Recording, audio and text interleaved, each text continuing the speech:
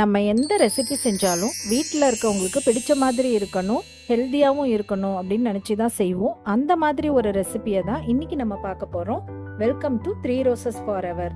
2 நிமிஷத்தில் டேஸ்டியாக செய்யக்கூடிய இந்த வேர்க்கடலை சட்னியை எப்படி பண்ணுறதுன்னு பார்க்கலாம் வாங்க.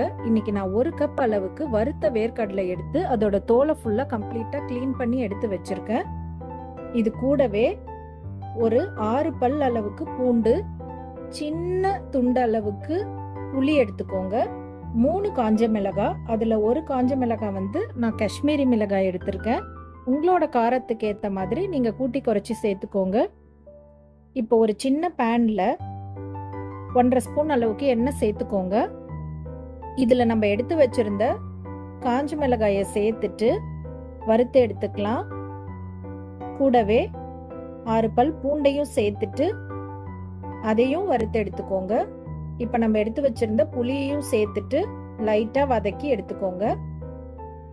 இப்போ இது எல்லாத்தையுமே நம்ம மிக்ஸி ஜாரில் சேர்த்துக்கலாம். இப்போ நம்ம தோல் நீக்கி வச்சிருந்த இந்த வேர்க்கடலையை சேர்த்துட்டு தேவையான கல்லுப்பு சேர்த்துட்டு ஃபர்ஸ்ட் பல்ஸ் மோட்ல அரைச்சி எடுத்துக்கோங்க.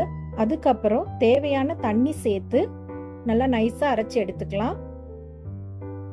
இந்த சட்னி கொஞ்சம் தண்ணியா இருந்தா தான் நல்லா இருக்கும். ஸோ அதனால அரைச்சதுக்கு அப்புறம் தேவையான தண்ணி கலந்து சேர்த்துக்கோங்க.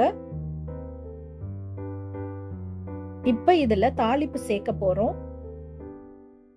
பூண்டு, காஞ்ச மிளகாய், புளி அப்படியே சேர்க்காம இந்த மாதிரி வதக்கிட்டு சேர்த்து அரைச்சு பாருங்க. இதோட வாசனையும் டேஸ்டும் வேற லெவல்ல இருக்கும். நம்ம ஏற்கனவே காஞ்ச மிளகாய் வறுத்த அதே எண்ணெயில கடுகு, உளுத்தம்பருப்பு, கருவேப்பிலை தாளிச்சு இந்த சட்னியில சேர்த்துடுங்க. சூடான இட்லி அப்படி இல்லைன்னா தோசை மேல கொஞ்சமா நெய் விட்டுட்டு இந்த சட்னி கூட சர்வ் பண்ணுங்க. இந்த ரெசிபி பிடிச்சிருந்ததுன்னா வீடியோக்கு ஒரு லைக் கொடுத்துருங்க. அப்படியே உங்க ஃப்ரெண்ட்ஸ் அண்ட் ஃபேமிலிக்கும் ஷேர் பண்ணிடுங்க.